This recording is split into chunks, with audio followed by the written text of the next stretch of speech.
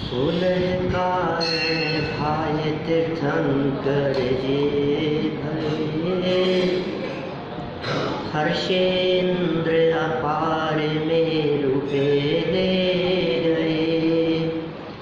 पूजा करि निज धन्य लख्यो बहु चाव सो, हमहु सोरस कारण भावे भाव सो, हमहु सोरस कारण भावे भाव सो। दर्शन विशुद्धि आदि 16 कारण भावनाओं की यहाँ चर्चा चल रही थी।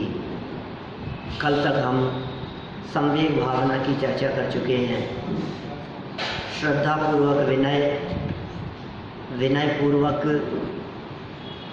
व्रतों का अंगीकार, व्रतों के निरतिचार पालन के लिए ज्ञान की आराधना, और ज्ञान कला यदि जागृत होगी तो वैराग्य अपने आप ही हो जाएगा। इस तरह है ज्ञान पूर्वक वैराग्य। यहाँ संवेग तक की अपनी चर्चा हुई। एक एक पॉइंट वस्तुतः ऐसा है जिसके ऊपर घंटों चर्चा की जाए, माने महीनों भी चर्चा करें ना एक एक पॉइंट के ऊपर तो पूरी ना हो, ऐसी चर्चाएं हैं। क्योंकि संवेग शब्द का अर्थ यदि वैराग्य लिया जाता है तो फिर वैराग्य की कितनी भी चर्चाएं करो, क्षणभंगुरता की चर्चाएं करो, वैराग्य की बातें करो, बारे भावना की बातें करो, वैराग्य उत्पादक बारे भावनाएं, वे सब इस संवेग में शामिल हो जाएगी। संसार, शरीर और भोगों से उदासीनता का परिणाम। अब जब ये उदासीनता होती है, पांचवी भावना हो गई, तो तुरंत ये कहा कि जैसे ही उदासीनता हो तुरंत त्याग कर देना। जैसे ही वैराग्य का भाव आवे तुरंत छोड़ के निकल जाना। क्या? जैसे ही किसी चीज से विरक्ति होवे तुरंत उस चीज को छोड़ देना चाहिए, क्योंकि वर्तमान के ये परिणाम आगे समय टिके रहेंगे इस बात की गारंटी नहीं है। टिके नहीं रहते हैं। आज तो आपके बहुत अच्छे भाव आ गए, अब ये भाव आपके कब तक टिके रहेंगे? बस थोड़ी देर। ये जो अभी आपको अच्छा लग रहा है ना, ये अच्छा लगने का एक लिमिटेड काल है। कोई भी व्यक्ति, कोई भी घटना और कोई भी परिस्थिति, कोई भी वाक्य, कोई भी प्रवचन, व्याख्यान किसी व्यक्ति को लंबे समय तक प्रभावित नहीं करता। ये तत्वज्ञान की चर्चाएं जो आपको बहुत अच्छी लग रही हैं, ये बातें जब तक आप इसके समागम में रहेंगे तब तक ही अच्छी लगेंगी। क्योंकि जैसे ही आप इस दायरे से बाहर निकले तो हो सकता है 2, 4, 5, 10 दिन तक आपको वो बात याद रहे, लेकिन फिर धीरे धीरे करके यदि महीने 2 महीने का गैप पड़ गया तो फिर वो धीरे धीरे करके वो दिमाग से निकल जाएगी। फिर वो बातें, फिर वो आपका रस दूसरी तरफ लग जाएगा।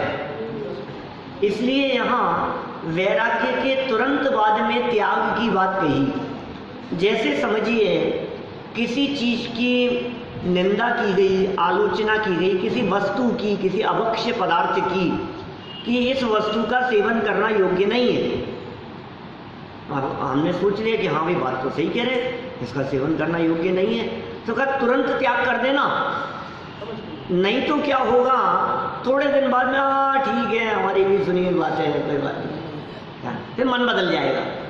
इसलिए मन बदले उसके पहले पहले ही उसके त्याग कर देने की बात संवेग के तुरंत बाद। ये छठी भावना है। नाम क्या है छठी भावना का? शक्तितः त्याग भावना।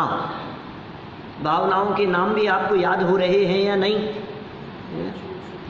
पहली दर्शन विशुद्धि, फिर विनय संपन्नता, फिर शील व्रतेश वनतिचार। थोड़ा सा नाम कठिन है। शील व्रतेश वनतिचार 3। नंबर 4 अभीक्ष्ण ज्ञानोपयोग, ज्ञान की भावना। नंबर 5 संवेग भावना, और नंबर 6 शक्तितः त्याग। नाम पूरा क्या है? शक्ति अनुसार त्याग। ऐसे नहीं आप में सामर्थ्य तो है नहीं और त्याग कर दिया आपने, नहीं नहीं, अपनी शक्ति को देखो, अपनी सामर्थ्य को देखो, अपनी परिस्थितियों को देखो, अपनी भूतकालीन परिस्थितियों को देखो, अपनी वर्तमान परिस्थिति को देखो, अपने साथ में भविष्य में क्या परिस्थितियां बन सकती है उन्हें भी देखो। हमारी भविष्य में स्थिति क्या होगी? आज जैसा माहौल यदि भविष्य में नहीं होगा तो क्या होगा? आज जैसी परिस्थिति बुढ़ापे में नहीं हुई तो क्या होगा? आपने तो आज जीवन पर्यंत त्याग कर दिया, लेकिन समय तो बदलता रहता है ना, समय नहीं लगता। समय बदलने में देखा है ना, बदल गया, ये भी बदल गया, देखो माने टाइम नहीं लगता है, क्या पता कैसा समय होगा। कभी कभी किसी वस्तु का त्याग करने में ऐसे भी निर्णय किया जाता है कि जिस चीज़ का हम त्याग कर रहे हैं ये त्याग किसी और ने किया है क्या पहले कभी? क्या उन्होंने त्याग कर रखा है? तो उनकी परिस्थितियों को देख करके आप वर्तमान जीवन को बदलो। अब वैसी परिस्थिति मेरी हो जाएगी तो क्या होगा? कभी हॉस्पिटलाइज होऊंगा तो क्या होगा? कभी ट्रेन में सफ़र कर रहा हूँगा और मंदिर नहीं मिलेंगे, दर्शन करने का अवसर नहीं मिलेगा तो क्या होगा? इन बातों के बारे में आपको त्याग करने के पहले ही विचार करना पड़ेगा। कीजिए शक्ति प्रमाण, अपनी शक्ति के अनुसार करो भाई, क्योंकि शक्ति से बढ़कर करने का प्रयास किया तो प्रतिज्ञा लेने की बात तो ठीक है, लेकिन प्रतिज्ञा तोड़ने का तो महापाप है। प्रतिज्ञा भंग करने का महापाप कहा गया है। इसलिए यह सावधानी जरूर रहनी चाहिए कि किसी भी रूप में हमारे माध्यम से प्रतिज्ञा भंग ना हो, उसका महापाप है, ये विचार करना चाहिए। बहुत से लोग ये कहते हैं रात्रि भोजन का त्याग हमसे तो नहीं हो सकता, हमने विचार लिया हमारी शक्ति नहीं है। तो कहा तू बहाने बनाता है, क्योंकि दुनिया में हजारों लोग जब रात्रि भोजन का त्याग करने वाले दिखते हैं तो तुम ही कोई स्पेशल पैदा हुए हो क्या? इन्हीं सब आलू के बिना हमारा तो नहीं चल सकता, तो तुम कोई स्पेशल हो? ये लोग जो पालन कर रहे हैं ये सब कर रहे हैं ना, इसलिए बहाना बनाने की जरूरत नहीं है। जो काम वास्तव में नहीं निभ सकता हो, जैसे मान लो किसी ने कहा 10 दिन के उपवास करो, भैया मेरे से नहीं निभ सकता, ये अपनी शक्ति पर निर्भर करती है बात। लगा महीने भर के उपवास करो, और हमारे बस की बात नहीं है, वो शक्ति पर निर्भर करती है। यहाँ तो तेरी सामर्थ्य, जो चीज़ें निभ सकती हो उनमें अपनी शक्ति को छिपाना भी नहीं चाहिए, इसलिए शक्ति पूर्वक त्याग करने की बात कही। एक और महत्वपूर्ण बात त्याग के संदर्भ में ज़्यादा विस्तार इसलिए नहीं करना चाहता क्योंकि उत्तम त्याग धर्म के दिन आप लोग ये चर्चाएं बरसों से सुनते आए हैं। वैसे ये चर्चा भी हमने बहुत विस्तार से की है पहले। कौन व्यक्ति आपकी दृष्टि में ज़्यादा महान है? कौन ज़्यादा बड़ा त्यागी है जिसने बहुत त्याग किया हो? आप देखो आज समाज में यह स्थिति है कि कोई करोड़पति व्यक्ति, अरबों खरबों की संपत्ति वाला व्यक्ति यदि जिन दीक्षा ले लेता है तो न्यूज़पेपर में खबरें बन जाती हैं, हेडलाइन में इतना त्याग, इतना इतना बड़ा त्याग। कोई व्यक्ति बहुत पढ़े लिखे यदि त्याग करते हो तो वो एकदम सुर्खियों में आ जाते हैं, समझते कितना बड़ा त्याग है भाई साहब, ये साहब मुनि तो ये भी अरे इनमें क्या दम है, इनके पास था क्या जो छोड़ दिया। लोग इस तरह की बातें करते हैं। लेकिन भाई ये त्याग यदि धर्म है तो ये त्याग इस बात की अपेक्षा नहीं रखता कि आपने कितना छोड़ा है। क्या करे बेचारा, जिस व्यक्ति के पास में एक झोपड़ी है वो झोपड़ी का ही तो त्याग करेगा ना, क्या करे, उसके पास में था नहीं। और जिसके पास में महल है वो महलों का त्याग करके निकल गया। कौन बड़ा है? महलों का त्याग करने वाला ज़्यादा बड़ा जगत के जीवों को दिखाई देता है, लेकिन हमारे यहाँ जैन परंपरा में ऐसा नहीं है। किसने कितना त्याग किया वो उसकी महानता का आधार नहीं है। त्याग करने के बाद में कितना रखा वो उसकी महानता का आधार है। यदि आप ज़्यादा त्याग करने वालों को ज़्यादा बड़ा धर्मात्मा मानेंगे तो भरत चक्रवर्ती ज़्यादा बड़े धर्मात्मा हो गए, क्योंकि उन्होंने 96,000 पत्नियों का त्याग किया था। और महावीर स्वामी ने तो पत्नी छोड़ी ही नहीं थी, क्योंकि शादी नहीं की। कौन बड़े त्यागी है बताओ? भरत चक्रवर्ती ने तो 6 खंड के वैभव का त्याग किया था, और महावीर स्वामी ने तो राज्य ही नहीं किया था। कौन बड़ा त्यागी है, महावीर स्वामी या भरत चक्रवर्ती? बात तो राग की है। राग छोड़ने की बात है भाई साहब, संयोग छोड़ने की नहीं है। राग और संयोग दोनों में फर्क है। संयोग आपके पास में लिमिटेड है, लेकिन राग तो 3 लोक के वैभव का कर सकते हो आप। नहीं है उसका भी त्याग किया जा सकता है। मेरा कहने का मतलब यह है कि त्याग की यदि महिमा है, तो यदि रखने की अपेक्षा से बात करो तो दीक्षा लेने के बाद जितना महावीर स्वामी के पास में था, शांतिनाथ भगवान के पास में भी उतना ही था। दीक्षा लेने के बाद जितना शांतिनाथ, कुंतुनाथ और हरनाथ जिन्होंने चक्रवर्तित्व का त्याग करके दीक्षा ली, तो जितना उनके पास था उतना ही महावीर स्वामी और पार्श्वनाथ स्वामी के पास था। इसका मतलब मुनि बन जाने के पश्चात दोनों त्यागी एक समान है। क्या छोड़ा उससे क्या फर्क पड़ता है? सारे जगत की दृष्टि इस पर है। ये न्यूज़पेपर की चर्चा के विषय हो सकते हैं, लेकिन जिनागम इन बातों को महत्व नहीं देता कि कितना छोड़ा, रखा कितना, ये बताओ। ये तो वही बात हो गई ना, जिसने जितना ज्यादा दान दिया वो उतना बड़ा महान व्यक्ति हो गया। जिसने जितना दान दिया, अब सोचो आप वो आपके आर के मार्बल वाले हैं, वो 25 करोड़ का दान देवे कि हमारी तो टोटल पूंजी 25 करोड़ नहीं है, हम क्या बिक जाएं क्या? हम क्या करें बोलो? मैंने मेरा कहने का मतलब ये है, ज़्यादा त्याग करने से, ज़्यादा दान देने से ज़्यादा बड़ा धर्मात्मा नहीं है। आपकी आसक्ति कितनी कम हुई। त्याग बाहर में नहीं होता। बाहरी पदार्थों का त्याग करना और बाहरी पदार्थों का ग्रहण करना ये तुम्हारे हाथ में भी नहीं है।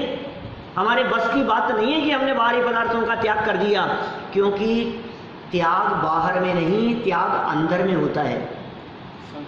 आप किसका त्याग करेंगे? जो वस्तु आपकी है नहीं, आप उसका क्या त्याग करेंगे बताओ? सुनो भैया, मैं एक काम करता हूँ, ये जो आईफोन है ना उस टेबल पर जो रखा है, मैं आज से उसका त्याग करता हूँ। इस टेबल पर जो रखा है ना आईफोन, मेरे उसका त्याग है। अरे वाह, तेरा ताकत त्याग कर रहा है। कहने का मतलब क्या है? आपकी चीज है ही नहीं, आप उसे त्याग करने की बात कर रहे हैं। तो फिर किसका त्याग होगा? जिसके प्रति हमारा अपनापन है, उस अपनेपन के त्याग को त्याग कहते हैं। सर्वप्रिय को त्याग। सोचिए, हमने आलू का त्याग किया, जमीकंद का त्याग किया, तो कैसे किया आपने त्याग? त्याग कैसे किया बताओ?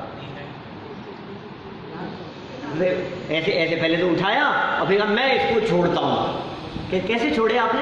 आलू छोड़ दिए। कैसे छोड़े दीपेश जी? ऐसे ऐसे उठाए होंगे पहले, देख भाई आलू मैं तुझे छोड़ता हूँ, ये छोड़ दिया। ऐसे छोड़ा है। खाने के प्रति जो राग था, खाने का जो भाव था, उसको छोड़ दिया। इसे ही छोड़ना कहते हैं ना। छोड़ने का मतलब तो यही है ना साहब। कैसे छोड़ा आपने?